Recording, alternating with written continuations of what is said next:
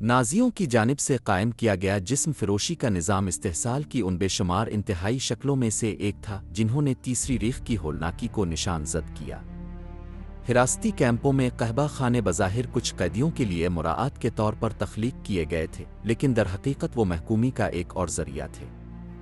ریونسبروک اور دیگر کیمپوں میں خواتین کو بلا کسی اصول کے منتخب کر کے ان مقامات پر خدمات دینے پر مجبور کیا جاتا جہاں ایس کی نگرانی ان کی مکمل اطاعت کو یقینی بناتی تھی۔ تاہم نازی ازم کی جانب سے جنسی عمل کو ایک ہتھیار بنانے کا عمل صرف کیمپوں تک محدود نہ تھا۔ فرانس پر قبضے کے دوران لی شابانے جیسے قحبہ خانے تیسری ریخ کی اشرافیہ کے لیے مخصوص تھے اور یہ طاقت اور تنزلی کی علامت بن گئے تھے، جبکہ نازی پراپیگنڈا نسلی پاکیزگی کو فروغ دیتا رہا۔ ہیرومان گورنگ جیسے افسران کسی روک ٹوک کے بغیر بے اعتدالیوں میں ملوث ہوتے رہے۔ اسی پارٹی کے اندر ہم جنس پرستی کو سیاسی دشمنوں کو چھپانے اور ختم کرنے دونوں مقاصد کے لیے استعمال کیا گیا، جیسا کہ ارنسٹ روم کے معاملے میں ہوا۔ کیمپوں میں استحصال سے لے کر نازی قیادت کی منافقت تک، جنس 20ویں صدی کے سب سے بے رحم نظام کے اندر کنٹرول، محکومی اور طاقت کا ایک ہتھیار بن گئی۔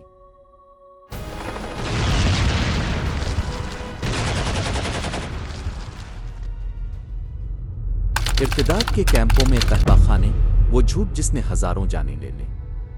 منظم بدسلوکی اور جنسی غلامی کا آغاز ارتداد کے کیمپوں میں سنہ 1942 میں ہوا جب ماؤتھاؤزن اور گوزن میں قحبہ خانے قائم کیے گئے۔ وہ خواتین جو وہاں کام کرنے پر مجبور کی گئیں زیادہ تر راوینس بروک سے آئی تھیں، جو ایک ایسا کیمپ تھا جو صرف خواتین قیدیوں کے لیے مخصوص تھا۔ دیگر مشابہ تنصیبات کے لیے بھی خواتین کا انتخاب کیا گیا، جن میں مونوٹس، آؤشوٹس اور مطلوبہ آڈورا شامل تھے، اور اس کے لیے مختلف بھرتی کے طریقے استعمال کیے گئے۔ راوینس بروک اور آؤشوٹس میں نازی افسران ان خواتین کی شناخت کرتے تھے جنہیں انتہائی کٹھن کاموں جیسے تعمیرات کے لیے مخصوص کیا گیا تھا۔ انہیں ایک بظاہر انتخاب پیش کیا جاتا تھا، قحبہ خانے میں منتقلی، اس جھوٹے وعدے کے ساتھ کہ 6 ماہ بعد انہیں آزادی ملے گی۔ تاہم یہ وعدہ کبھی پورا نہیں ہوتا تھا۔ اس ترغیبی حکمت عملی کا رخ خاص طور پر نوجوان جرمن خواتین کی طرف کیا جاتا تھا جنہیں ناپسندیدہ قرار دیا گیا تھا، ان خواتین کی طرف جو جنگ سے قبل جسم فروشی کرتی تھیں۔ ان کے پاس انتخاب محدود تھا، بقا کے ایک غیر یقینی موقع کو قبول کریں یا تقریباً یقینی موت کا سامنا کریں۔ یاشوٹزبروکناؤ میں ایک پولش قیدی خاتون کی گواہی ان فیصلوں کے پیچھے کی بے بسی کو ظاہر کرتی ہے۔ اس نے رضاکارانہ طور پر آگے قدم بڑھایا جب کمانڈر ہوسلر نے کہا کہ جو دلچسپی رکھتی ہیں وہ سامنے آئیں۔ جب ایک اور قیدی نے اس سے اس کے عزم کے بارے میں پوچھا تو اس نے جواب دیا کہ سردیوں کی آمد اور جبری مشقت کی انتہائی سخت صورتحال کے باعث یہ تصور کرنا ناممکن تھا کہ وہ آؤشوٹس میں ایک اور موسم زندہ گزار پائے گی۔ اس کے لیے منظم جنسی استحصال برداشت کرنا کریمیٹرم سے کم خوفناک تھا۔ لیانا میلو، ایک اطالوی زندہ بچ جانے والی اور مصنفہ، ان خواتین کا دفاع کرتی تھیں جنہوں نے یہ مشکل فیصلہ کیا۔ اپنی تحریروں میں اس نے زندگی سے چمٹے رہنے کی اپنی جدوجہد بیان کی اور ان لوگوں پر اخلاقی تنقید کو مسترد کیا جو کسی بھی طرح زندہ رہنے کی کوشش کرتے تھے۔ میں بغیر نشان چھوڑے مٹنا نہیں چاہتی تھی۔ میری واحد خواہش یہ تھی کہ میں گھر واپس جاؤں۔ میری عمر صرف 18 سال تھی اور میں مرنے کے بارے میں نہیں سوچتی تھی۔ جب باقی لوگ کوڑے دان میں کھانے کے بچے کھچے ٹکڑے تلاش کر رہے تھے تو کیا مجھ سے یہ امید کی جا رہی تھی کہ میں جینے کا موقع صرف اس لیے ٹھکرا دوں کہ اس کی قیمت شرمناک تھی؟ قیدیوں کے لیے مخصوص قحبہ خانوں کے علاوہ اس نے ایک اور مقصد کے تحت راوینس بروک میں پولش خواتین کی تلاش کی، انہیں ایسے اداروں میں استعمال کرنا جو خاص طور پر ایس کی یوکرینی محافظوں کے لیے بنائے گئے تھے۔ ان محافظوں کو جرمن خواتین کے ساتھ کسی بھی قسم کے تعلق کی اجازت نہیں تھی کیونکہ نسلی قوانین اس کی ممانعت کرتے تھے۔ چنانچہ فلوسین بیرگ، بوخن والڈ گوزن اور ممکنہ طور پر ساشن ہاؤزن جیسے کیمپوں میں ان کے لیے مخصوص مراکز قائم کیے گئے۔ جیسے جیسے ان جگہوں کی مانگ میں اضافہ ہوا، نازیوں نے نئی شکار خواتین کی تلاش تیز کر دی۔ روزمرہ کی پریڈز کے دوران افسران قیدی خواتین کا بغور جائزہ لیتے اور ان میں سے ان کو منتخب کرتے جنہیں وہ اس کردار کے لیے موزوں سمجھتے۔ مثال کے طور پر سنہ 1943 میں راوینس بروک میں ایک جرمن خاتون مگدالیہ بی کو دیگر قیدی خواتین کے ساتھ بوخن والڈ منتقل ہونے کے لیے چنا گیا۔ उन्हें उनके मामूल के काम पर भेजने के बजाय कैंप के कमांडर मैक्स क्यूगिल, मरकजी निगरान और बोखन वालिद के सरबराह हिरोमान पस्टर के सामने पेश किया गया। वहां अफसरान ने जिन ख्वातीन को चाहते थे उनका इंतखाब किया, उनके कैदी नंबर दर्ज किए और उन्हें तिब्बी यूनिट में मुंतकिल कर दिया गया। वहां पहुंचकर उन्हें नाजी अफसरान के सामने बरहना होने पर मजबूर किया गया और उन्हें केमिकल अद्वियात दी गईं। एक मुद्दत तक तन्हाई में रखने के बाद उन्हें सिविलियन लिबास दिया गया और रिवायती रेल गाड़ियों में वीमा मुंतकिल किया गया, जहां से उन्हें फौजी ट्रकों में उनकी आखिरी मंजिल बोखन वालिद के इर्तिदाद के कैंप में ले जाया गया। नाजी हम जिन्स परस्त रहनुमा, गद्दारी, सफाया और तवील छुरियों की रात में मौत। नाजी बयानबाजी अक्सर उनके अमाल से नुमायां तौर पर मुख्तलिफ होती थी और हम जिन्स परस्ती के बारे में उनका रवैया भी इससे मुस्तसन नहीं था। ये ख़ास तौर पर हुकूमत की आला क़यादत में वाज़े था, जिन्हें ऐसी सरगर्मियों में मुलव्वस होने की काफ़ी आज़ादी हासिल थी जो बाज़ाब्ता तौर पर काबिले मज़म्मत समझी जाती थी, मगर उन पर आम शहरियों की तरह नताइज लागू नहीं होते थे। एक नुमाया मिसाल एरिनस्ट रोम का है, जो एसए का रहनुमा और नाज़ी तहरीक को मुस्तहकम करने वाला कलीदी किरदार था। इसकी क़यादत में एसए एक नीम फ़ौजी गिरोह के तौर पर काम करती थी, जिसका मकसद उन अफराद को निशाना बनाना था जो पार्टी की आइडियालॉजी के साथ हम आहंग न होते।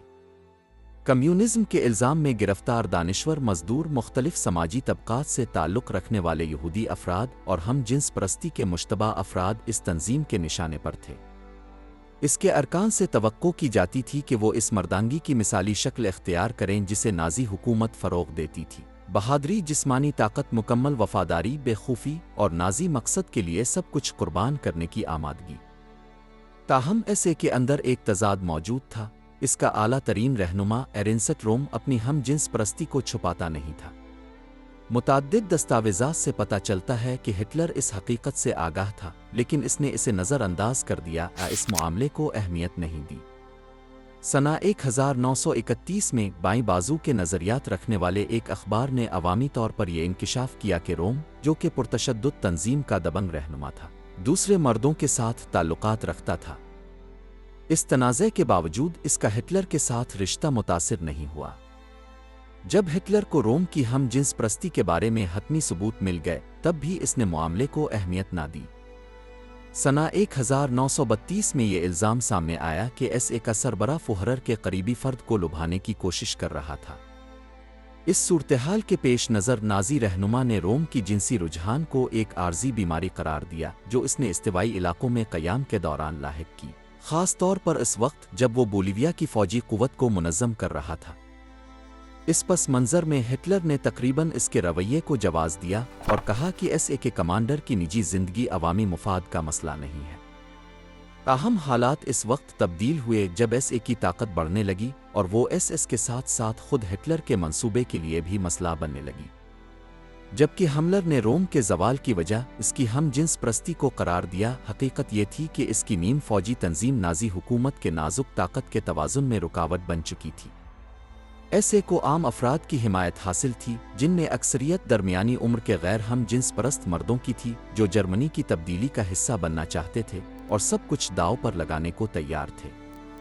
किसी न किसी तौर पर वो तहरीक के अंदर एक इंतहापसंद तबका की नुमाइंदगी करते थे, जो रियासत के बतदरीज ब्यूरोक्रेटिक निज़ाम में ढलने और पार्टी के साथ उसके इंज़माम के बाद नाकाबिल कबूल हो चुका था। इस धड़े का खात्मा नागुज़ीर हो गया और रोम की जिनसी शनाख्त इसके मुखालफीन के लिए एक बेहतरीन बहाना बन गई। इसी वजह से हमलर ने एसएस और खुफिया पुलिस गेस्टापो को हुक्म दिया कि वो पार्टी के अंदर एक पुरतशद्दुद सफाया करें। 30 जून और 2 जुलाई सना 1934 के दरमियान तवील छुरियों की रात के नाम से जानी जाने वाली कार्रवाई अंजाम दी गई। रोम को दीगर रहनुमाओं समेत कत्ल कर दिया गया और अंदाज़ा है कि 150 तक अफराद मारे गए, जबकि सैकड़ों को गिरफ्तार करके तशद्दुद का निशाना बनाया गया। बोखन वालिद का पोशीदा हौलनाक मंजर, कहबा खाना और मुनज़्ज़म इस्तेहसाल। बोखन वालिद के कैंप में कहबा खाना लकड़ी की एक बैरक में वाक़े था। इसमें एक मुश्तरका जगह, एसएस के मुहाफ़िज़ के लिए एक कमरा, एक तिब्बी जगह और कई छोटे कमरे शामिल थे जिन्हें कोवर ज़ुमर कहा जाता था। इसके अलावा ऐसे बेडरूम्स भी थे जहां हर 2 कैदी ख्वातीन एक जगह में रहती थीं। ख्वातीन सफ़ेद स्कॉटिश स्कर्ट पहनती थीं, जिनके नीचे बुरा और ज़े जामा पहनने की इजाज़त थी। उनकी रोज़मर्रा की रूटीन सुबह 7:30 पर शुरू होती थी, जब उन्हें नहाना और कपड़े पहनने होते थे। उनकी रोज़मर्रा जिम्मेदारियों में बैरक की सफाई और कमरों की हवा की ताजगी बरकरार रखना शामिल था। उन्हें मखसूस किताबें पढ़ने की इजाज़त भी थी, बशर्ते कि वो सियासी मौज़ूआत पर ना हों, जैसा कि मागुडलिना वॉल्टर ने याद किया। ताहम ये बज़ाहिर मामूल की ज़िंदगी एक तबाहकुन हकीकत को छुपाती थी। उनके दिन यकसा कामों और 2 घंटे की शबाना अज़ियत के दरमियान गुजरते थे, वो वक्त जब कैदी अपनी दिन भर की मजदूरी ख़त्म करके कहबा खाने आते थे। मागुडलिना ने इस अमल को एक तरह की असेंबली लाइन करार दिया। हर रात मर्द अंदर आते, पहले तिब्बी कमरे में जाते जहां उन्हें एक इंजेक्शन दिया जाता, फिर वो ख्वातीन के कमरे में दाखिल होते और वहां ज़्यादा से ज़्यादा 15 मिनट गुजारते। निकलने के बाद वो दोबारा तिब्बी जोन में जाते ताकि दूसरा इंजेक्शन लगवाया जा सके और फिर कहबा खाने से बाहर निकलते।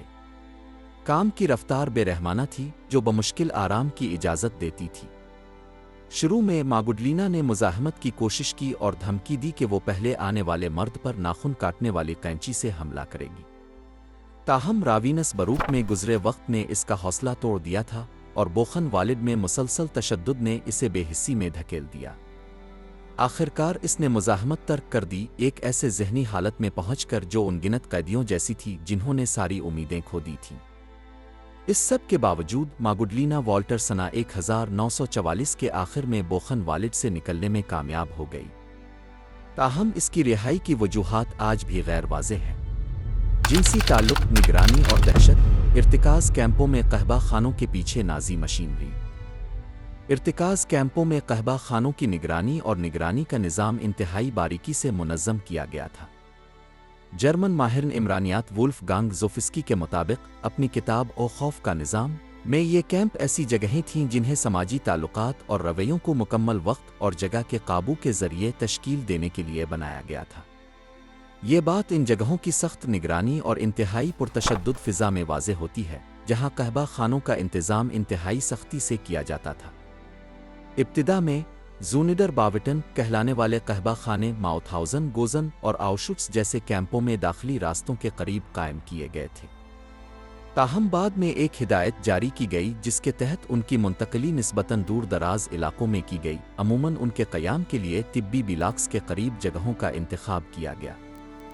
इसकी मिसालें फ़लोसीन बीरग, बोखन वालिद, साशसुनहाउज़न और नोई इनगमे जैसे कैंपों में देखी गईं। इस मुंतकली की वजह अमली ज़रूरियात थी। एसएस चाहती थी कि यह कहबा खाने दीगर कैदियों की नज़रों से दूर रहें। इसके अलावा चूंकि उनकी इंतज़ामिया अमूमन कैंप की तिब्बी इंतज़ामिया से मुंसलिक होती थी, इसलिए इन तंसीबात के करीब उनका क़याम सहूलत बख्श था। कहबा खानों को अमूमन वीरान और अलहदा इलाकों में कायम किया जाता था, जहां इर्द गिर्द की जगहें भी मौत और अजियत से जड़ी होती थीं। इससे एसएस को कहबा खानों को बाकी कैंप से मज़ीद अलहदा रखने में मदद मिलती थी। जिन बैरकों में ये कायम किए गए थे वो बाढ़ से घिरी होती थीं और उनके दाखिली रास्तों पर मुहाफ़िज़ खड़े किए जाते थे, जिससे उनकी अलहदगी और उन पर काबू मज़ीद सख्त हो जाता था। अंदरूनी ढांचा भी इस तरह डिज़ाइन किया गया था कि निगरानी मुसलसल जारी रह सके। ज़्यादातर बैरकें लकड़ी की मियारी इमारतें होती थीं, जिनमें एक मरकज़ी राहदारी होती थी जो पूरी इमारत से गुजरती थी ताकि मुहाफ़िज़ हर हरकत पर नज़र रख सकें। आउशुट्स में ज़ूनिडर बाव का डिज़ाइन ब्लॉक 11 की तर्ज पर था, जो कैंप की सबसे ज़्यादा खौफ ज़दा करने वाली जेलों में शुमार होता था, जो एसएस की निगरानी और नज़्म व ज़ब्त के जुनून को ज़ाहिर करता था। मर्द कैदियों के लिए इन कहबा खानों तक रसाई एक निहायत दकीक अमल के ताबे थी। पहले उन्हें कैंप इंतज़ामिया से इजाज़त मांगनी पड़ती थी और इंतज़ामी दफ्तर, जिसे शिगाब शटोबी कहा जाता था, में इंदराज करवाना होता था। अगर कमांडर उनकी दरख्वास्त मंजूर कर लेता तो कैदी का नाम रात की हाजिरी के दौरान बुलंद आवाज़ में पुकारा जाता। फ़लोसीन बीरग में मिसाल के तौर पर वो कैदी जिन्हें इजाज़त मिल जाती थी, हाजिरी के बाद जोड़ों की शक्ल में कहबा खाने की बैरक के सामने ले जाए जाते और अपनी बारी के लिए कतार में इंतज़ार करते। आकूब पैक एक पोलिश जिंदा बच जाने वाला शख्स जो सिर्फ 19 बरस की उम्र में आउशुट्स पहुंचा और कमांडर रुडोल्फ हवस का ज़ाती हज्जाम रहा, इस निज़ाम के बारे में यूं बयान करता है: जब किसी कैंप में कहबा खाना काम करना शुरू करता तो इसका जिम्मेदार अफसर मखसूस कैदियों में कूपन तकसीम करता। पैक को याद था कि कैंप के हज्जामों को टिकट दिए जाते थे और उनसे कहा जाता था कि वो लाजमी तिब्बी मुआयने के बाद राहदारी में कतार में खड़े हों। اعلیٰ افسران جن میں خود کمانڈر حوث بھی شامل ہوتا ان دوروں کے دوران موجود ہوتے۔ احکامات دیے جاتے جیسے توجہ اور ہٹلر کو سلام، جبکہ قیدی اپنی باری کے لیے قطار میں کھڑے ہوتے۔ پیک کو 9 نمبر والا کوپن دیا گیا اور اسے ہدایت دی گئی کہ وہ متعلقہ کمرے کے باہر کھڑا ہو کر باقیوں کے ساتھ اپنی باری کا انتظار کرے۔ ہر مرد قیدی کو قہبہ خانے کے اندر رہنے کا وقت انتہائی محدود ہوتا تھا۔ عام طور پر صرف 15 منٹ کی اجازت ہوتی تھی۔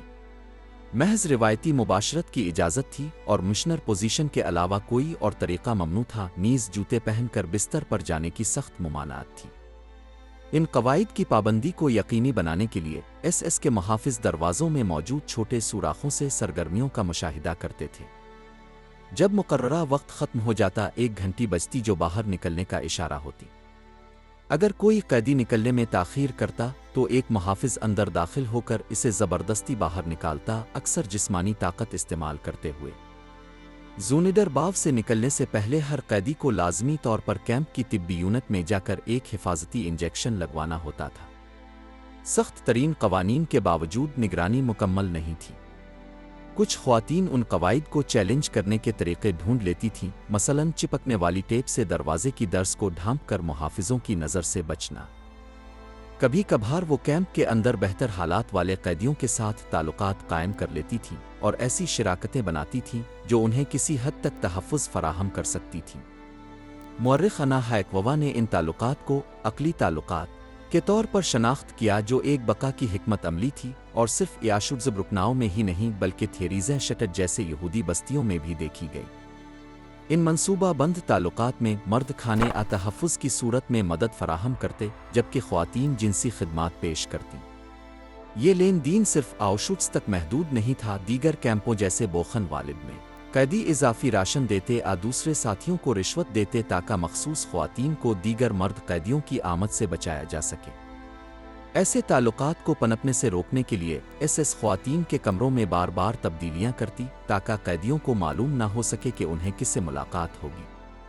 آؤشوٹس میں قہبہ خانے کے آغاز نے کیمپ کے اندر بلیک مارکیٹ کو فروغ دیا۔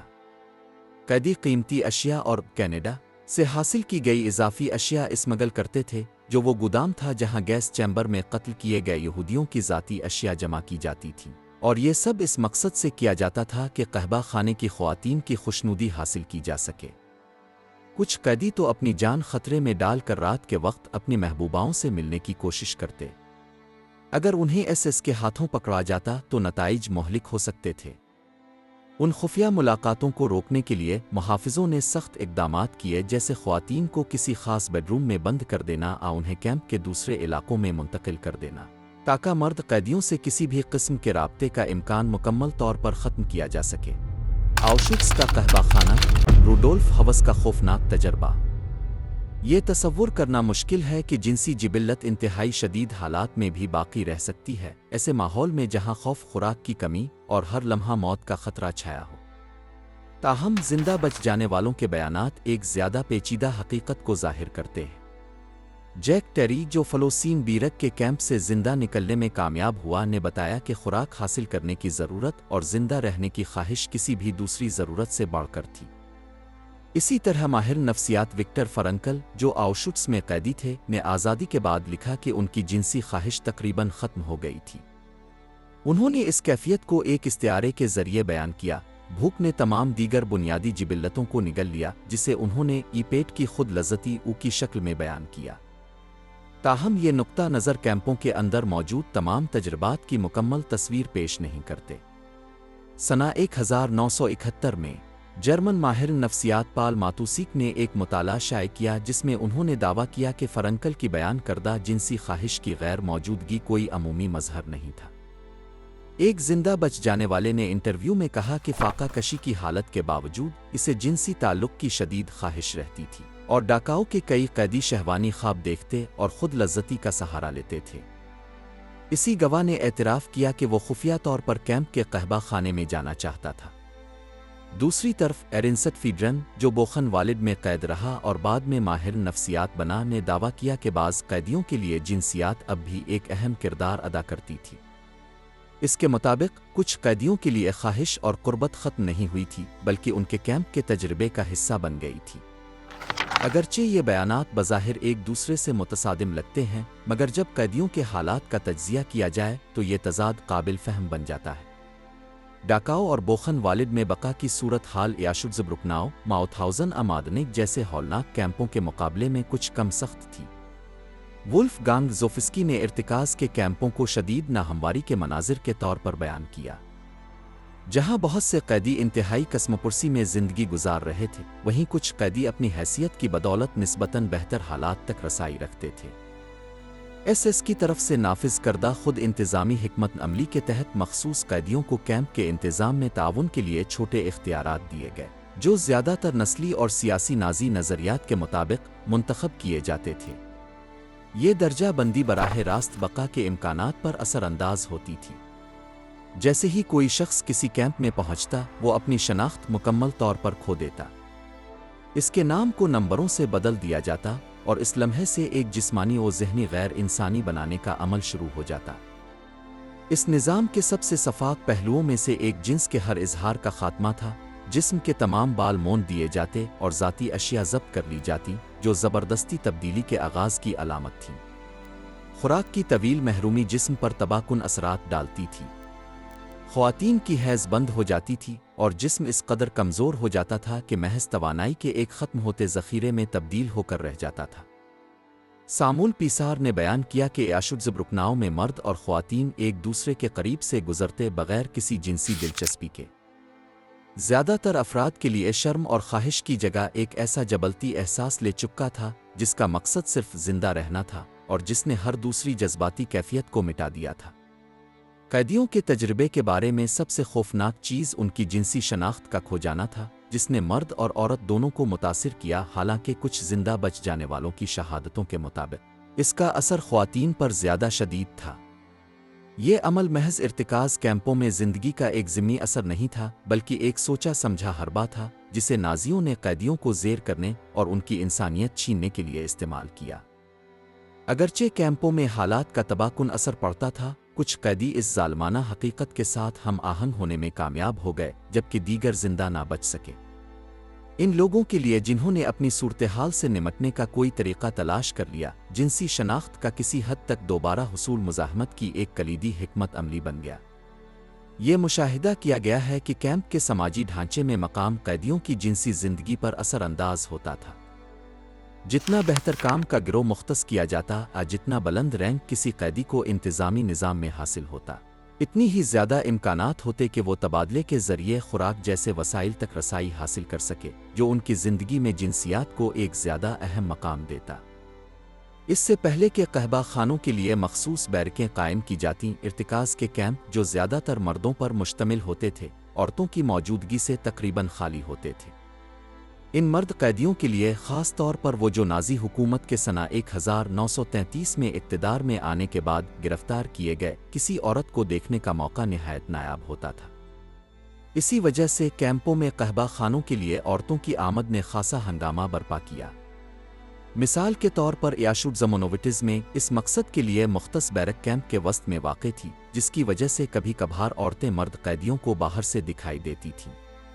آؤشوٹس-سٹملگر میں قحبہ خانہ بلاک 24 میں واقع تھا، جو کیمپ کے مرکزی داخلی راستے کے قریب تھا، بالکل اس بدنام زمانہ نعرے او آربائٹ ماخت فرائی کے نیچے۔ اگرچہ ان مقامات کا وجود ایک کھلا راز تھا، مگر زیادہ تر قیدیوں کو صرف افواہوں پر مبنی اور ادھوری معلومات دستیاب ہوتی تھیں، براہ راست تجربے پر مبنی نہیں۔ مثال کے طور پر مطلبہ آڈورا میں قحبہ خانے کا بیرک اسی عمارت میں واقع تھا جس میں کیمپ کی لائبریری تھی، اور یہ اس چوک کے بالکل اوپر تھا جہاں قیدیوں کو روزانہ قطار میں کھڑا ہونے پر مجبور کیا جاتا تھا۔ وہاں سے عورتیں دروازے کے باہر کھڑی کھڑکیوں سے جھانکتی دکھائی دیتی تھیں۔ یہ ایس کی ایک سوچے سمجھے حکمت عملی تھی تاکہ مرد قیدیوں کی نظریں ان کی طرف مبذول ہو سکیں۔ تاہم بیشتر قیدیوں کے لیے ان قحبہ خانوں کا وجود ان کی روزمرہ بقا کی جدوجہد میں کسی قسم کی اہمیت نہیں رکھتا تھا۔ حقیقتاً یہ جگہیں صرف ان قیدیوں کے لیے قابل رسائی تھیں جو کیمپ کی درجہ بندی میں کسی نہ کسی انتظامی ذمہ داری پر فائز تھے، جو اس امر کی عکاسی کرتا ہے کہ مخصوص مراعات تک رسائی، طاقت اور بقا کے درمیان گہرا تعلق تھا۔ وہ قیدی جنہوں نے ان قحبہ خانوں کا باقاعدگی سے رخ کیا، ان کی تعداد کیمپ کی کل آبادی کے مقابلے میں حیرت انگیز طور پر کم تھی۔ مثال کے طور پر آؤشوٹس سٹملگر میں جب کیمپ میں تقریباً 30,000 قیدی موجود تھے، تب محض 100 قیدی ان بیرکوں میں جاتے تھے، جو کل قیدیوں کا صرف 0.33% بنتا تھا۔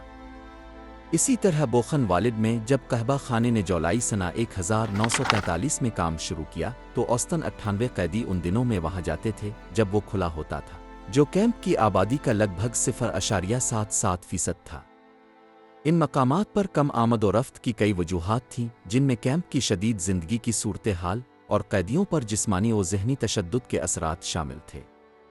قحبہ خانے تک رسائی کے لیے کسی مخصوص قیدی گروہ کا حصہ ہونا ضروری تھا، کیونکہ صرف چند افراد کو اندر جانے کی اجازت دی جاتی تھی۔ یہ رسائی صرف ان لوگوں کے لیے مخصوص تھی جنہیں وہ آریائی سمجھا جاتا تھا، جن میں Germany, Belgium, Netherlands, Scandinavia, Poland, Czechoslovakia, Ukraine اور اسپین کے شہری شامل تھے۔ اس کے برعکس یہودیوں اور سوویت جنگی قیدیوں کو مکمل طور پر منع کیا گیا تھا، کیونکہ ان کی قید کا مقصد مکمل خاتمہ تھا۔ نسلی درجہ بندی کے علاوہ ایک اور لازمی شرط یہ تھی کہ قیدی کے پاس وہ بونس کوپن ہوں جو داخلے کی ادائیگی کے لیے ضروری تھے۔ تاہم یہ واؤچرز باقاعدگی سے تقسیم نہیں کیے جاتے تھے، اس لیے جو لوگ انہیں حاصل کرنا چاہتے تھے انہیں بلیک مارکیٹ کا سہارا لینا پڑتا یا ان افراد سے تعلق رکھنا پڑتا جو ان کی تقسیم کے ذمہ دار تھے۔ آخرکار صرف انتظامی شرائط پوری کرنا کافی نہ تھا، جسمانی صحت اور ذہنی آمادگی بھی لازمی تھی تاکہ قیدی وہاں جا سکے، اور یہی وجہ مزید محدود کرتی تھی کہ کتنے قیدی اس موقع سے فائدہ اٹھا سکتے تھے۔ ہملر کے قحبہ خانے، نازی جنسی نظام۔ قحبہ خانے میں آنے والے افراد عام طور پر قیدیوں کی درجہ بندی میں اعلیٰ ترین حیثیت رکھتے تھے۔ ان میں بلاکوں کے نگران، کام کے یونٹوں کے سربراہان، بااختیار معمر قیدی اور وہ افراد شامل تھے جنہیں ایسے خصوصی دستوں میں تعینات کیا گیا تھا جنہیں مراعات حاصل تھیں، جیسے کہ کیمپ کی داخلی پولیس، فائر بریگیڈ، کچن کا عملہ، حجام، طبی کارکن اور قصائی خانے کے ذمہ دار۔ گواہیوں کے علاوہ ماؤتھاؤزن کے بلاک ٹی آر میں واقع قحبہ خانے کے وزیٹر رجسٹر نے ان افراد کی سماجی حیثیت اور ان کی آمد و رفت کی باقاعدگی سے متعلق مزید تفصیلات فراہم کی ہے۔ عام طور پر انہیں 3 زمروں میں تقسیم کیا جا سکتا ہے: وہ جو باقاعدگی سے آتے تھے، وہ جو کبھی کبھار محض ایک بار آئے، اور وہ جنہیں ایس کی طرف سے زبردستی لایا گیا۔ قحبہ خانے کے باقاعدہ آنے والوں کا گروہ خاصا محدود تھا، اور اس میں زیادہ تر وہ قیدی شامل تھے جنہیں کیمپ کے داخلی نظام میں بلند رتبہ حاصل تھا، جنہیں مقام کی اشرافیہ سمجھا جاتا تھا۔ ماؤتھاؤزن کے بلاک 3 میں واقع قحبہ خانے کا تفصیلی اندراج ان قیدیوں کے نام، قیدی نمبرز اور آمد کی تاریخیں فراہم کرتا ہے جو جون سے دسمبر سنہ 1942 کے درمیانی عرصے پر محیط ہے۔ ان فہرست میں شامل نوعی قیدیوں میں سے 57 نے اس جگہ تک رسائی حاصل کی۔ اگر مزید تفصیل سے ان کی آمد کی تعداد کا جائزہ لیا جائے تو معلوم ہوتا ہے کہ ان میں سے صرف 19 ایسے تھے جو باقاعدہ گاہک تھے، اور بعض تو ایک ہی ہفتے میں 2 بار بھی آتے تھے۔ کیمپ کی دیگر دستاویزات، جیسے وہ فہرستیں جن میں ان قیدیوں کے نام درج تھے جنہیں گھڑی پہننے کی اجازت تھی، قیدیوں کے انفرادی ریکارڈ، ان افراد کے کردار اور کیمپ کے ڈھانچے میں ان کی پوزیشن جاننے میں مدد دیتے ہیں۔ ان میں پتھروں کی کان، ایس کی میکینیکل ورکشاپ، جراثیم کشی کے شعبے میں کام کرنے والے یونٹوں کے سربراہ شامل تھے۔ وہ افراد بھی شامل تھے جو انتظامی خدماتی ذمہ داریاں ادا کرتے تھے، جیسے باورچی، کمانڈر کے دفتر میں صفائی کے ذمہ دار، کیمپ کے ڈاک خانے کے ملازمین، بلاکوں میں لکھت پڑھت کا کام انجام دینے والے کاتب۔ یہ ذمہ داریاں نہ صرف جسمانی طور پر کم مشقت طلب تھیں بلکہ خوراک اور قیمتی اشیاء تک رسائی بھی فراہم کرتی تھیں، جس کی وجہ سے یہ عہدے انتہائی مطلوب بن جاتے تھے۔ اس وقت تک بونس کوپن کا نظام نافذ نہیں ہوا تھا، لہٰذا قحبہ خانے تک رسائی کے لیے ادائیگی کے دیگر طریقے اپنانے پڑتے تھے، خواہ وہ اشیاء کے تبادلے سے ہو یا کیمپ کی زیر زمین معیشت کے دوسرے ذرائع سے۔ یہ تعلقات اس بات کی عکاسی کرتے ہیں کہ کس طرح قید خانے کے نظام میں سماجی ڈائنامکس اور بقا کی حکمت عملیاں منظم ہوتی تھیں۔ بااثر قیدی، جنہیں کیمپ کے ممتاز افراد کہا جاتا تھا، ان مراعات سے لطف اندوز ہوتے تھے جو اکثر قیدیوں کے لیے ناقابل تصور تھیں۔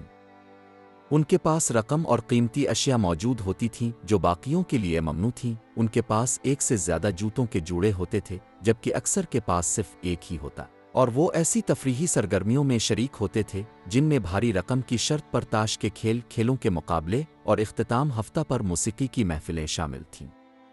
یہ مراعات ان کی نجی زندگیوں میں بھی جھلکتی تھیں۔ اگرچہ کیمپوں میں ہم جنس پرستی ممنوع تھی، لیکن کچھ اعلیٰ رتبے کے قیدی نوجوانوں آنو عمر لڑکوں کے ساتھ تعلقات رکھتے تھے۔ لاغر پر ویمنس کے لیے جنس نہ صرف ان کے مراعات یافتہ طرز زندگی کا ایک پہلو تھی بلکہ غلبے اور وقار کی ایک علامت بھی تھی۔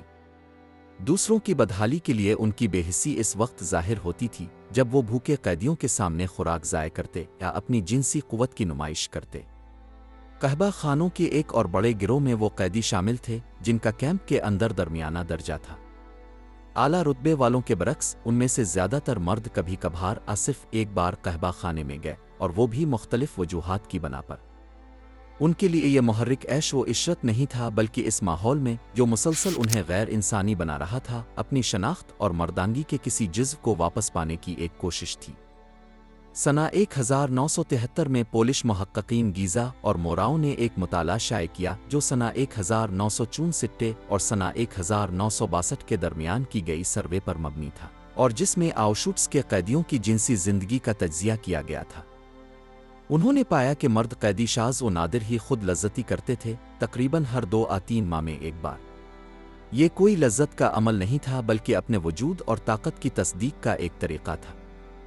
اسی طرح بہت سے مردوں کے لیے قحبہ خانہ اس بات کو جانچنے کا ایک موقع تھا کہ آیا وہ اب بھی کچھ محسوس کرنے کے قابل ہیں، کیا ان کی مردانہ شناخت ان تمام اذیتوں کے بعد اب بھی باقی ہے۔ ان نوجوانوں میں سے کچھ کے لیے جو کیمپوں میں بغیر کسی جنسی تجربے کے پہنچے تھے، زندہ بچنے کی غیر یقینی صورتحال نے انہیں اس طرف مائل کیا کہ مرنے سے پہلے کم از کم ایک بار قربت کا تجربہ حاصل کر لیں۔ ONFB جو آؤشوٹس میں قیدی تھا اور گیسٹاپو کے لیے مترجم کے طور پر کام کرتا تھا، کو قصائیوں کے گروپ میں کام کرنے والے ایک دوست کی طرف سے ایک بونس والا کوپن دیا گیا۔ اس کے ساتھی نے اسے قحبہ خانے جانے کی ترغیب دی، اس اصرار کے ساتھ کہ وہ کبھی کسی عورت کے ساتھ نہیں رہا۔ ON نے حامی بھر لی، لیکن اندر جانے کے بعد اس نے صرف عورت سے بات کرنے کا فیصلہ کیا اور جسمانی تعلق سے اجتناب کیا۔ کیمپوں کے اندر قائم قحبہ خانے قیدیوں کی زندگی پر حاوی کنٹرول، طاقت اور غیر انسانی سلوک کی وہی حرکیات ظاہر کرتے تھے۔ اس حقیقت کی ایک مثال ایک 18 سالہ نوجوان چیک قیدی ہے جو ماؤتھاؤزن پہنچا۔ اس کی واحد بقا کا امکان ایک اعلیٰ رتبے والے قیدی کے تحفظ پر انحصار تھا جس کے بدلے اسے جنسی خدمات دینا پڑتی تھی۔ اپنی شناخت پر پڑنے والے اس اثر سے الجھ کر اس نے اپنے جذبات کی وضاحت کے لیے قحبہ خانے کا رخ کیا۔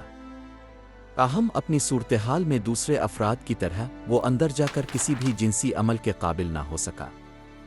ان متاثرہ خواتین کی شہادتیں جنہیں ارتکاز کے کیمپوں کے قحبہ خانوں میں جسم فروشی پر مجبور کیا گیا، اس بات کو ظاہر کرتی ہیں کہ جنسی عدم فعالیت قیدیوں میں ایک عام امر تھی۔ اس صورتحال کی کئی وجوہات تھیں: جسمانی صحت کی شدید خرابی، وہ بے رحمانہ اور جبر سے بھرا ہوا ماحول جو فطری جذبات کو ختم کر دیتا تھا، اور عورتوں سے طویل عدم رابطہ۔ بہت سے قیدیوں کے لیے زونڈر باو جانا جنسی تعلق میں دلچسپی کا اظہار نہیں تھا بلکہ انسانی رابطے کی تلاش تھی۔ اکثر قیدی صرف اس نیت سے وہاں جاتے کہ کسی عورت سے بات کر سکیں، اس امید پر کہ اس غیر انسانی ماحول میں کسی قسم کی قربت معمول کا کچھ لمحہ میسر آ جائے جہاں اس نوعیت کا رابطہ تقریباً ناپید تھا۔ قیدیوں کا ایک تیسرا گروہ وہ تھا جو قحبہ خانوں میں اپنی مرضی کے خلاف جاتا، جنہیں SS کی طرف سے بھیجا جاتا تھا۔ کبھی کبھار نازی ان ملاقاتوں کو بعض قیدیوں کو انعام دینے کے طور پر استعمال کرتے، چاہے وہ شرکت کے خواہش مند نہ بھی ہوں۔ تاہم ایسی دعوت کو ٹھکرانا نتائج کا باعث بن سکتا تھا۔ دستاویزی طور پر ایک ایسا ہی واقعہ مخزاق کا ہے جو مونوٹس میں قیدی تھا۔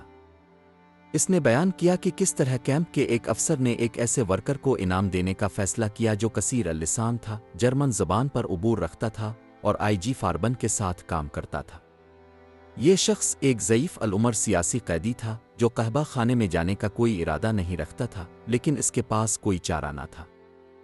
ایک اور واقعہ جس میں زبردستی قحبہ خانے کی زیارت شامل تھی ایرک ریسکے سے متعلق ہے، جو بوخن والد کا لاگر ایلٹسٹے تھا اور کیمپ کے تجارتی ڈھانچے میں ایک کلیدی شخصیت تھا۔ نازی افسران نے اسے مجبور کیا کہ وہ قحبہ خانے کا افتتاح کرے تاکہ قیدیوں کی داخلی درجہ بندی میں اس کے مقام کی علامت کے طور پر اسے پیش کیا جا سکے۔ یہ کسی قسم کی رعایت یا امتیاز نہیں تھا، بلکہ اس عمل نے اس امر کی عکاسی کی کہ ایس کا کنٹرول مکمل اور ہماگیر تھا، یہاں تک کہ ان پر بھی جو بظاہر کیمپ میں اعلیٰ مقام رکھتے تھے۔ کسی بھی طرح کی رعایت نازی افسران کی مرضی کی تابع ہوتی، اور یوں وہ اپنی مطلق بالادستی کو پھر سے مستحکم کرتے تھے۔ ایک خاص طور پر چونکا دینے والی گواہی ژان مشیل کی ہے، جو میل باؤ ڈورا کیمپ سے بچ جانے والے افراد میں شامل ہے۔ اپنی خودنوشت سوانح میں وہ اپنے ساتھی ڈیئر کے تجربے کا ذکر کرتا ہے، جو اس وقت ایک صدمہ خیز صورتحال کا شکار ہوا جب اس نے کنٹین کے سرنگوں میں اسلحہ سازی کے ایک تھکا دینے والے دن کے بعد ایک تکلیف دہ مرحلہ برداشت کیا۔ مشیل اس واقعے کو تفصیل سے بیان کرتا ہے۔ 12 گھنٹے کی جان توڑ مشقت کے بعد ڈیئر اور اس کی ٹیم شدید تھکن کی حالت میں کیمپ واپس آ رہے تھے۔ اچانک ایس نے ان کا راستہ روک لیا اور انہیں ایک ایسے بیرک کی طرف لے گئے جسے قحبہ خانے میں تبدیل کر دیا گیا تھا۔ ذہنی طور پر منتشر اور صرف نیند کی خواہش رکھنے والے ان مردوں کو یہ حکم سن کر شدید صدمہ پہنچا۔ کسی اور متبادل کے بغیر وہ عمارت کے سامنے قطار میں کھڑے کر دیے گئے، ہر ایک کو ایک بند دروازے کے سامنے رکھا گیا۔ انہیں حکم دیا گیا کہ اپنی پتلون نیچے کر دیں، جبکہ دروازے کی دوسری جانب عورتیں اسی بھیانک خواب میں قید انتظار کر رہی تھیں۔ اس پہلے حکم کے بعد ایک دوسرا حکم جاری ہوا، انہیں اندر داخل ہونا تھا۔ چنانچہ وہ اندر گئے، آدھی نیچے گری ہوئی پتلون کے ساتھ اور ہر طرح کی خواہش سے محروم۔ یہ منظر کسی بیمار بوڑھے شخص کی بے حسی سے مشابہ تھا، جو کسی بھی دلچسپی کے قابل نہ ہو۔ ان میں سے ایک شخص ایک عورت کے سامنے جا پہنچا اور شرم و حیرت نے اسے مزید بوجھل کر دیا۔ مشیل بیان کرتا ہے کہ کس طرح ڈیئر نے اس ذلت اور غیر معقول صورتحال کے دوران فرانسیسیوں کی جنسی میدان میں شہرت پر طنزیہ تبصرہ کیا، جس سے یہ بات ظاہر ہوتی ہے کہ یہ جبری ملاقاتیں پرانے دقیانوسی تصورات کو جھٹلا دیتی تھیں۔ ہٹلر اور جنس، فوہرر کی خلوت کے بارے میں افواہیں۔ ہٹلر کی جنسی زندگی مورخین کی مستقل قیاس آرائی کا موضوع رہی ہے، اور یہ دیگر عامر حکمرانوں کے مقابلے میں کہیں زیادہ ہے۔ اس کی بنیادی وجہ وہ اسرار ہے جو اس پہلو کو گھیرے ہوئے تھا۔ مثال کے طور پر اسٹالن کی نجی زندگی بظاہر پرسکون تھی، جبکہ مسولینی اپنی متعدد عشقیہ فتوحات کے باعث مشہور تھا، حتیٰ کہ وہ اپنی بیوی کے بجائے اپنی محبوبہ کے ساتھ موت کے گھاٹ اترا۔ اس کے برعکس فوہرر کی ذاتی زندگی بہت زیادہ پرسرر رہی۔ طویل عرصے تک ہٹلر نے دوہری شخصیت کا تاثر قائم رکھا، ایک جانب نوجوان خواتین کے لیے پرکشش مرد اور دوسری جانب ایک ایسا شخص جو مکمل سادگی کے ساتھ زندگی گزارتا تھا۔ جنوری سنہ 1937 میں راین ہارڈ اشپٹسی، جو لندن میں جرمن سفیر یواخم فان ریبنٹروپ کے مشیر تھے، نے اپنے اعلیٰ افسر کے ہمراہ ہٹلر سے ملاقات کی۔ ایس اے اور ایس ایس کا رکن ہونے کے ناطے اشپٹسی کو جرمن رہنما سے سچی عقیدت تھی، وہ اسے تقریباً دیومالائی اور ناقابل دست اندازی شخصیت تصور کرتا تھا۔ دونوں کے درمیان گفتگو کے دوران اشپٹسی بالکل ساکت رہا، کیونکہ بات چیت کئی گھنٹوں تک جاری رہی۔ ایک غیر متوقع لمحے میں گھنگریالے بالوں والی ایک نوجوان لڑکی کمرے میں داخل ہوئی اور گفتگو کو درمیان میں روک دیا۔ اس نے شکایت کرتے ہوئے کہا کہ ہٹلر کو فوراً اپنے مہمانوں کے ساتھ دوپہر کے کھانے کے لیے جانا چاہیے۔ اشپٹسی حیرت زدہ رہ گیا، وہ ہٹلر سے اس انداز میں بات کرنے کا تصور بھی نہیں کر سکتا تھا۔ کچھ ہی دیر بعد ہٹلر کے ذاتی معاون بروکنر نے اسے خبردار کیا کہ جو کچھ اس نے دیکھا ہے، اس کے بارے میں بات کرنا اس کی جان کے لیے خطرہ بن سکتا ہے۔ ایک ہلکی لیکن واضح انداز میں اس نے سمجھایا کہ اگرچہ وہ جرمنی کا رہنما ہے، لیکن اسے بھی ذاتی زندگی گزارنے کا حق حاصل ہے۔ اشپٹسی کے لیے یہ ایک گہرا صدمہ تھا۔ وہ ہمیشہ ہٹلر کو ایک ایسے شخص کے طور پر دیکھتا تھا جو ہر طرح کی جسمانی خواہشات سے بالاتر ہو اور مکمل طور پر اپنے سیاسی مشن کے لیے وقف ہو۔ اسی دن اسے معلوم ہوا کہ ہٹلر ایک رومانوی تعلق میں ہے، جس کا مطلب تھا کہ وہ ایک فعال جنسی زندگی گزار رہا تھا۔ سنہ 1936 میں ہٹلر نے نیشنل سوشلسٹ ویمنز ایسوسی ایشن کی ایک نشست میں شرکت کی، جہاں اس نے ایک تقریر کی۔ اس میں اس نے اعتراف کیا کہ نازی پارٹی کی کامیابی ان خواتین کی وفاداری اور مستقل محنت کے بغیر ممکن نہ ہوتی جنہوں نے اس تحریک کی حمایت کی۔ اس نے اعلان کیا کہ وہ خواتین جو نیشنل سوشلزم کو دل و جان سے اپناتی ہیں، ہمیشہ کے لیے اس سے منسلک رہتی ہے۔ اس کے ساتھ ہی اس نے کہا کہ ان ماؤں کے پیدا کردہ بچے اس کی جدوجہد کو جائز ٹھہراتے ہیں، اور ایک پریشان کن لہجے میں یہ بھی کہا کہ وہ بچے صرف اپنی ماؤں سے نہیں بلکہ اس سے بھی تعلق رکھتے ہیں۔ درحقیقت ہٹلر ایک علامتی اتحاد کی تجویز دے رہا تھا، ایک ایسا رشتہ جو تمام خواتین سے، خاص طور پر ان سے قائم ہو جو جرمن راخ میں بچوں کو جنم دینے کی اہل ہوں۔ وہ ان سے مکمل وابستگی کی توقع رکھتا تھا اور ان سے مکمل وفاداری کا تقاضا کرتا تھا۔ اس کے مطابق بچے ریاست کا حصہ تھے، بالکل ویسے ہی جیسے وہ اپنے خاندانوں کا۔ تاہم ان تشہیری نظریات سے ہٹ کر ہٹلر جرمنی کی خواتین عوام کے سامنے اپنے غیر شادی شدہ ہونے کی وضاحت کا بھی خواہاں تھا، کیونکہ وہ اس کی عشقیہ صورتحال کے بارے میں تجسس رکھتی تھی۔ یہ وضاحت اس نے جنوری سنہ 1942 میں ایک غیر رسمی نشست کے دوران دی، جو مشرقی پرشیا میں اس کے ہیڈ کوارٹر میں ایک چائے کی محفل کے دوران منعقد ہوئی۔ جب اس سے پوچھا گیا کہ وہ شادی شدہ کیوں نہیں ہے، تو اس نے جواب دیا کہ تیسرے راخ کے رہنما کے طور پر اس کا کردار اسے اس نوعیت کے تعلق کے لیے وقت نہیں دیتا۔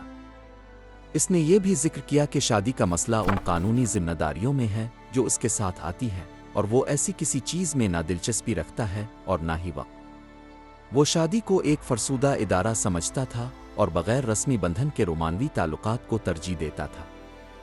اس کا ماننا تھا کہ مثالی صورت یہ ہے کہ انسان کسی کی رفاقت سے لطف اندوز ہو بغیر اس کے کہ وہ قانونی وعدوں میں جکڑا جائے۔ شادی کے بارے میں اس کے نظریے سے یہ واضح ہو جاتا ہے کہ ایوا براؤن کی طرف سے تعلق کو باقاعدہ بنانے کی بارہا درخواستوں کے باوجود اس نے کبھی منظوری کیوں نہیں دی۔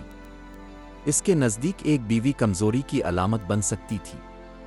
ایوا، جو اس کے تصور کردہ مثالی نسوانی صفات کی حامل تھی، ہلکے رنگ کے بال، کھیلوں کا شوق اور آسانی سے متاثر ہونے والا مزاج، اس انکار کی وجہ نہیں تھی۔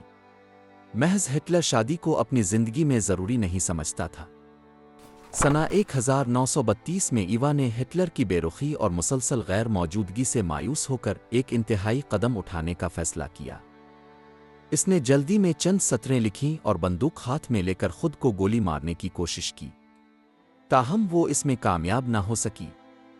کئی سال بعد جب سوویت افواج تیزی سے برلن پر چڑھائی کر رہی تھیں اور شکست یقینی تھی، ہٹلر ایوا اور نازیوں کی اعلیٰ قیادت زیر زمین کمپلیکسز میں پناہ گزین ہو گئی۔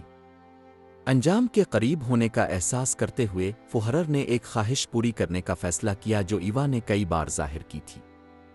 اس کی اٹل وفاداری کے اعتراف کے طور پر ہٹلر نے اپنے سیکریٹری مارٹن بورومان کو ہدایت دی کہ ایک سادہ سی قانونی تقریب کا انتظام کیا جائے۔ کنکریٹ کی دیواروں کے بیچ اور کسی بھی پرشک و جشن سے دور، دونوں نے ایک مختصر شہری تقریب کے ذریعے اپنا رشتہ باقاعدہ کر لیا۔ حالات انتہائی سخت تھے، مگر افسردہ ماحول کی پرواہ کسی کو نہ تھی۔ اگلے ہی دن ان کا انجام طے ہو چکا تھا۔ پیرس 1940 نازی قبضے کے دوران قہبہ خانے۔ 1940 کی گرمیوں کا موسم فرانسیسی فخر کے لیے ایک تباہ کن دھچکا تھا۔ یہ کوئی حیرت کی بات نہیں تھی، کیونکہ ایک ایسا ملک جو کبھی نپولین بوناپارٹ کی قیادت میں ایک یورپی طاقت رہا تھا، کو یہ دیکھنا پڑا کہ اس سال ویہر مخت بظاہر ناقابل عبور میجینو لائن کو عبور کرنے میں کامیاب ہو گئی۔ جرمن مذاق کرتے اور چکروٹ کے تھال کھاتے ہوئے اپنے ٹینکوں کے ساتھ پیرس کی گلیوں تک پہنچے اور مشہور ایفل ٹاور کے سامنے رک گئے۔ اسی لمحے سے ایک ایسا دور شروع ہوا جس میں دو حقیقتیں فرانسیسی سرزمین پر ساتھ ساتھ موجود رہنے پر مجبور ہو گئیں۔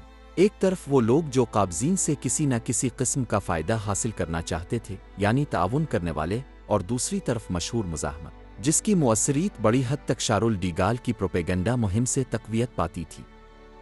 فرانسیسی دارالحکومت کے قہبہ خانوں نے پہلے راستے کو اختیار کیا۔ پیٹرک بیوسوں کے مطابق ان کی کتاب 1940 تا 1945 شہوانی سال ویچی اپاکیزگی کی بدقسمتیاں میں ان اداروں کی مالکنوں نے معاشی فائدے کے امکان کے پیش نظر نازی فوجیوں کا جوش و خروش سے استقبال کرنے میں کوئی جھجک محسوس نہیں کی۔ یہ فیصلہ بے حد منافع بخش ثابت ہوا۔ درحقیقت جنگ کے خاتمے کے بعد ان میں سے کئی نے اعتراف کیا کہ انہوں نے پہلے کبھی بھی اتنی زیادہ آمدنی نہیں دیکھی تھی جتنی انہیں تیسری ریخ کے گاہکوں نے دی۔ فرانسیسی قہبہ خانوں کے لیے جرمن قابضین کی آمد خوشحالی کے ایک نئے دور کا آغاز تھی۔ تاہم پیرس میں جسم فروشی کی دنیا میں ایک قہبہ خانہ باقی تمام سے نمایاں ہوا اور اپنی انفرادیت کے باعث نازی افسران بالا کی پسندیدہ جگہ بن گیا۔ لی شابانے یہ قہبہ خانہ، جسے تقریباً ایک صدی پرانی تاریخ حاصل تھی اور جو میوزیم ڈو لور کے قریب واقع تھا، اپنے اندر کئی راز چھپائے ہوئے تھا۔ اس میں مختلف موضوعات کے مطابق سجی ہوئی کمرے موجود تھے اور اس کی عجیب و غریب چیزوں میں ایک غیر معمولی محبت کی کرسی بھی شامل تھی جو خاص طور پر بادشاہ ایڈورڈ ہفتم کے لیے تیار کی گئی تھی۔ اس جگہ پر کام کرنے والی خواتین اس بات پر فخر کرتی تھیں کہ وہ اشرافیہ کا حصہ ہیں اور اسی وجہ سے ان کی فیسیں خاصی زیادہ تھیں۔ فرانس کی سب سے نفیس شہوانیت کے مرکز نے اپنے دروازے کھولے 1878 میں روشابانئی نمبر 12 پر اور اسی گلی کے نام پر اس کا نام رکھا گیا۔ آج کے دور میں اس کی تاریخ کو تلاش کرنا مشکل ہے۔ مارک لیمونیئر کے مطابق ان کی کتاب اوگاد ہستاورنگ دو پیرس لبریتین میں اس قہبہ خانے کا بیرونی حصہ کچھ خاص توجہ حاصل نہیں کرتا تھا کیونکہ یہ ایک 7 منزلہ عمارت تھی جو عام نظر میں پڑوس کی دیگر عمارتوں سے مشابہت رکھتی تھی۔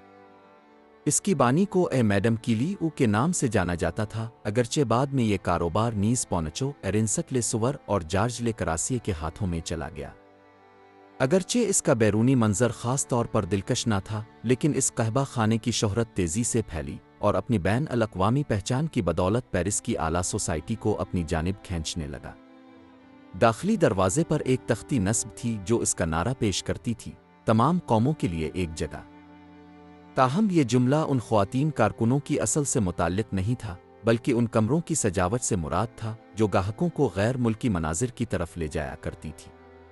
ماہرین کے مطابق جو کمرے سب سے زیادہ یاد رکھے گئے ان میں ہندو طرز کا کمرہ، مور ثقافت سے متاثرہ ایک کمرہ، پومپئی کی طرز پر سجا ہوا دوسرا، اور یہاں تک کہ قرون وسطیٰ کے طرز پر مبنی ایک کمرہ شامل تھے۔ پیرس کی 1900 کی یونیورسل نمائش میں جاپانی طرز کا کمرہ ایک انعام کا حقدار ٹھہرا جس نے اس ادارے کی شہرت میں مزید اضافہ کیا۔ یہ خصوصی قہبہ خانہ لی شابانئی تقریباً 20 کمروں پر مشتمل تھا جو ایک بڑے بجٹ کے ساتھ تعمیر کیے گئے تھے۔ اس کی سب سے بڑی کشش بے پناہ عیش و عشرت تھی۔ اس کی ایک واضح مثال یہ ہے کہ فن تصویری دیوار کاری کے ماہر چارلز توشے نے پورا 1 سال اس کا اندرونی حصہ خوبصورت بنانے میں صرف کیا۔ لوئس شانز دہم طرز جیسے کمرے مشہور ڈیزائنرز کی تخلیق تھے اور عمدہ معیار کے سامان سے سجائے گئے تھے، لیکن یہ نفاست مہنگی بھی تھی، یہاں تک کہ دوسری جنگ عظیم کے دوران ایک ملاقات کا خرچ ایک اعلیٰ درجے کے افسر کی ہفتہ وار تنخواہ کے برابر تھا۔ عملی طور پر لی شابانئی کے ابتدائی دنوں میں تقریباً 22 خواتین کام کرتی تھیں جنہیں انتظامیہ نے بڑی باریک بینی سے چنا تھا۔ تاہم پیرس میں 1878 میں ہونے والی یونیورسل نمائش کے ساتھ یہ تعداد تیزی سے بڑھ کر 36 تک پہنچ گئی۔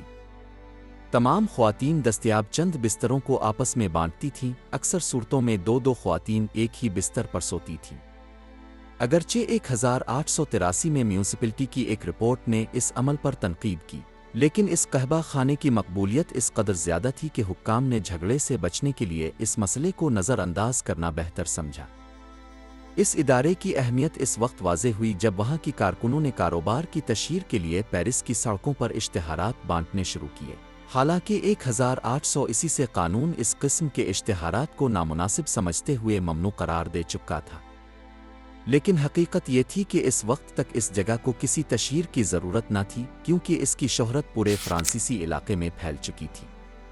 مورخہ بریجیت روشلاندے اپنی تصنیف لے میزون کلوز اتغفوا میں ذکر کرتی ہیں کہ اس کی شہرت اتنی زیادہ تھی کہ دوسرے قہبہ خانوں نے بھی اشتہاری حکمت عملی کے طور پر یہی نام اپنا لیا۔ کیلے لل مارسی نانسی تولوں اور فریجوس جیسے کئی شہروں میں شابانئی نامی ادارے قائم ہوئے، تاہم اصل اور حقیقی شابانئی ہمیشہ پیرس ہی میں واقع رہا۔ اس کے داخلی ڈھانچے کی نفاست نہ صرف خدمات کی قیمت بڑھانے کا باعث بنی بلکہ لی شابانئی کو اشرافیہ کی ملاقات کی جگہ بھی بنا دیا۔ لیمونیئر کی گواہی کے مطابق یہ عام بات تھی کہ بااثر شخصیات اور حتیٰ کہ شاہی خاندان کے افراد بھی اپنی مصروفیات میں سے وقت نکال کر اس قہبہ خانے کا رخ کرتے تھے۔ رازداری قائم رکھنے کے لیے ملاقاتیں صدرن سینٹ سے ملاقات کے عنوان سے درج کی جاتی تھیں۔ یہ صرف خلوت کی ملاقاتیں نہ تھیں بلکہ یہ جگہ تفریحی ماحول فراہم کرتی تھی جس میں مشروبات، موسیقی اور جوئے کے کھیل شامل تھے۔ وقت گزرنے کے ساتھ یہ قہبہ خانہ فنون اور سیاست کی دنیا کی متعدد مشہور شخصیات کا مرکز بن گیا۔ اس کے معروف گاہکوں میں ہنری دے تولوزلوترک شامل تھے جو نہ صرف اس جگہ کے مستقل مہمان تھے بلکہ انہوں نے بعض کمروں کی سجاوٹ میں بھی تعاون کیا۔ इसी तरह मुसन्निफ गी दे मोपसा है, जिन्होंने अपने घर में एक मोर सकाफत पर मबनी कमरा तामीर करवाया ताकि कहबा खाने के माहौल को याद रख सकें।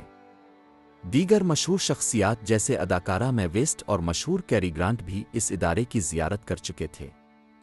इस जगह की इनफरादियत इतनी मशहूर थी कि पुरतयुश सियाहत की एजेंसियां इसे अपने मुअज़्ज़ज़ तरीन गाहकों के लिए एक ख़ास तजर्बे के तौर पर पेश करती थीं।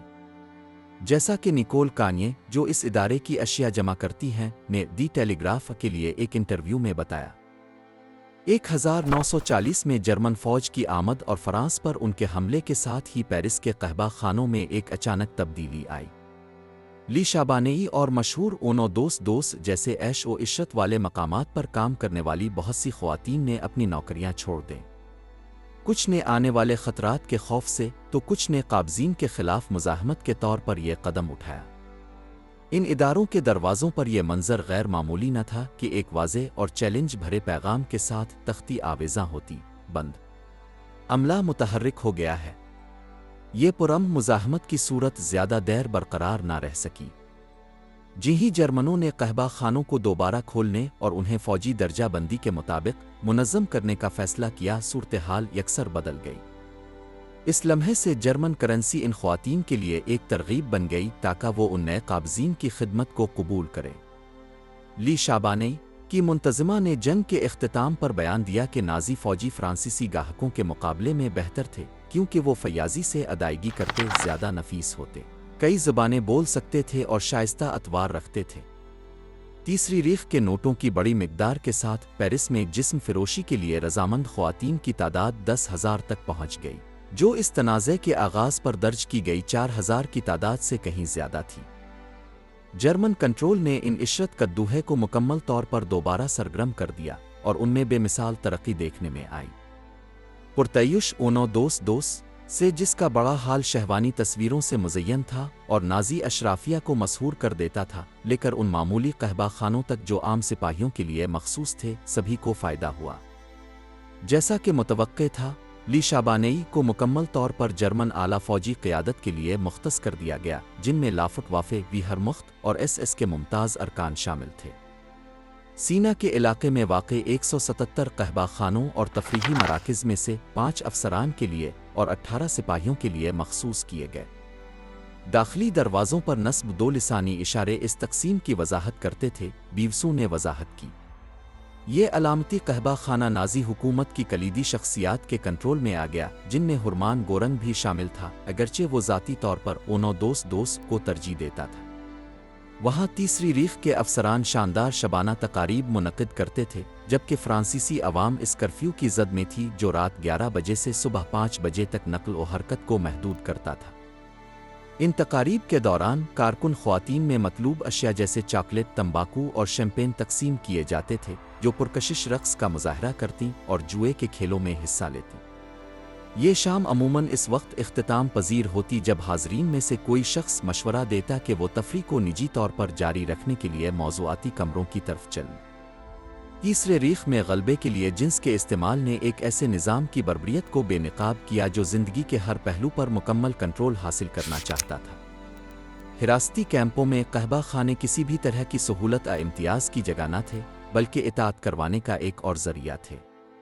वो ख्वातीन जो वहाँ काम करने पर मजबूर की गईं, उनसे हर किस्म की खुद मुख्तारी छीन ली गई, जबकि वो कैदी जो उन जगहों पर जाया करते थे, SS की सख्त निगरानी में जाते। ऐसी पाबंदियों के तहत जो इंसानियत की किसी रमक को भी ख़त्म कर देती थीं। कैंपों से बाहर फ्रांस पर नाज़ी कब्ज़े के साथ ही ऐसे कहबा खाने तरतीब दिए गए जो तीसरी रीख की अशराफिया के लिए मखसूस थे। एक तरफ जहां नाज़ी मकामी आबादी पर पाबंदियां आयद कर रहे थे, वहीं उनके अफसरान हद से बढ़ी हुई ऐश व इशरत और करप्शन में मगन थे, और ये एक ऐसे निज़ाम की मुनाफ़क़त की अक्कासी करता था जो नस्ली पाकीज़गी को फ़रोग़ देता था, जबकि इसकी क़यादत खुद ज़वाल में डूबी हुई थी। नाज़ी ताकत के इसी ढांचे में जिनसियात को एक सियासी हथियार के तौर पर इस्तेमाल किया गया। हम जिन्स प्रस्ती, जिसे कुछ हलकों में बर्दाश्त किया जाता था जबकि दूसरे में सख्ती से कुचला जाता था, ऐसे अफराद को ख़त्म करने का बहाना बनी जो पार्टी के लिए गैर आरामदेह समझे जाते थे, जैसा कि नाइट ऑफ दी लॉन्ग नाफिज में अर्नेस्ट रोम के साथ हुआ। नाज़िज़म ने जिनसियात को इंतहाई बारीक बीनी के साथ एक आलाकार बनाया। کیمپوں میں کنٹرول اور ذلت کے ایک طریقے کے طور پر، مقبوضہ معاشرے میں عوام پر غلبے کے ایک طریقے کے طور پر، اور خود پارٹی کے اندر طاقت کو مستحکم کرنے کے ایک وسیلے کے طور پر۔ قہبہ خانوں کی بیرکوں سے لے کر نازی اشرافیہ کے حالوں تک جنس ایک جبر کا ہتھیار تھا جس نے اس نظام کی حقیقی فطرت کو بے نقاب کیا۔